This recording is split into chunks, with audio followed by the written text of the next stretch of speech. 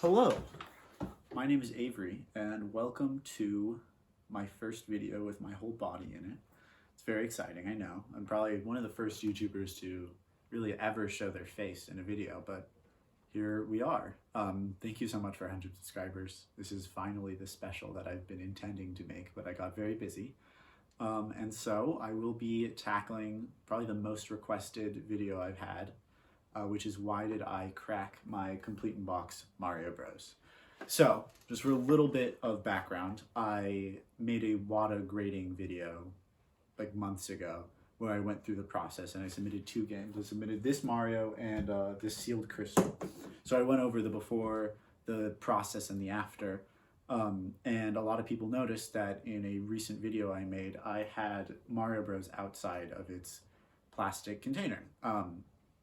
So I really want to talk about why I decided to crack it. And I'll give you a short answer right now. I hate complete in box grading. Really don't like it. I'm not a fan. I don't like what it does to the market. I don't like what it does to game collecting as a hobby in general. And I'm going to elaborate on that a little bit.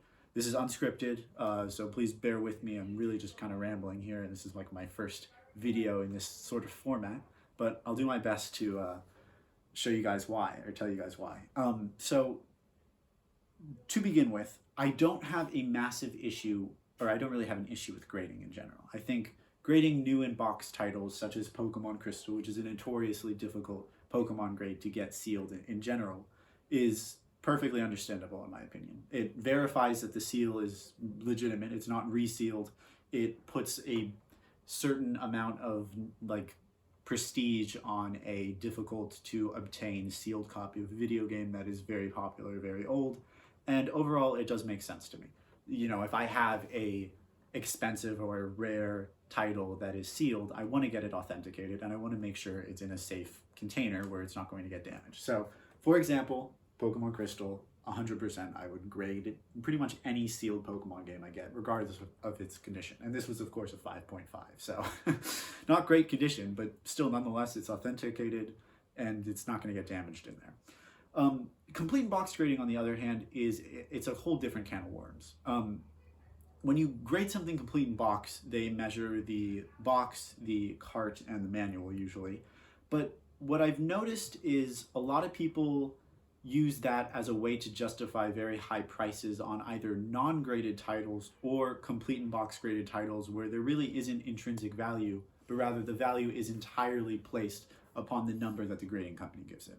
So as far as I'm aware, we're really only talking about WATA here. VGA does do a fair amount of complete in box grading, but mostly it's qualified grades for things that they can't verify are sealed. For example, Pokemon Soul Silver, the big box doesn't come sealed, so they have to qualify that grade and then they can like verify that the contents are completely brand new. This isn't something I've done. This is just from what I've heard from friends who have attempted to grade certain titles through VGA. But since WATA introduced complete in box grading, especially with more popular titles that aren't necessarily rare, I've seen a massive price increase in certain things like Pokemon.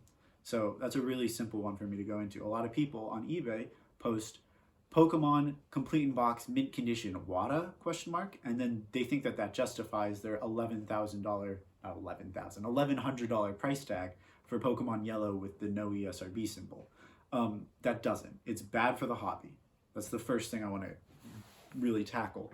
So when you have inflated prices that are based off of putting something in a plastic box with people, you know, stating the manual is a 5.5 or the manual is a 9.5 or whatever, you're going to have people seeing that as a way to make a quick buck and then hiking up the prices of everything because it has the prospect of maybe sending it into WATA and getting to make your $500 game worth $1,500.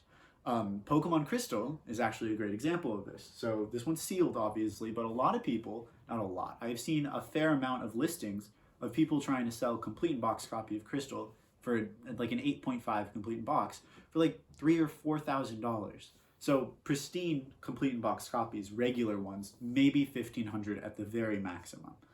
What justifies that 4 times price tag? The answer is nothing. But of course, putting something in a little plastic cage and having somebody say, oh, it's an 8.5, makes people think, oh, I can make a quick buck. on that, and then all of a sudden the prices are going up around the table. So that's the first thing I don't like. But specifically in terms of Mario, there are a lot of people that grade complete in box copies of specific games. So, for example, I'll give you the N64 title Clay Fighters Director's Cut. So that's a really rare N64 game. Very hard to find. It was a Blockbuster exclusive, and finding one complete in box is very uncommon. I think for specific titles such as that, or maybe Shantae for the Game Boy Color, it does justify a complete in box grading, and it does justify a higher price tag because, you know, again, these are things that often get faked.